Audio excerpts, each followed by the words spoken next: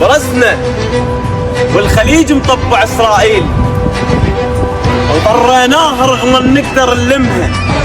واحد قال هاي التهلكه لا غير، ومثل الشيعة راح ترامب يبترها. وواحد رفع راسه لان كان يبوس بعز مالهم عز من تشاطرها. وواحد قطر ما يبقسطه ما موجود، واكو بحرين بس القطره بخرها. وواحد هو بيته بقد قضاء ويصيح ويعص روحه كبير وصار ناظرها. هذول الجهه اليسرى اليمنى معروفين عدهم صار كلمه شيعه كررها.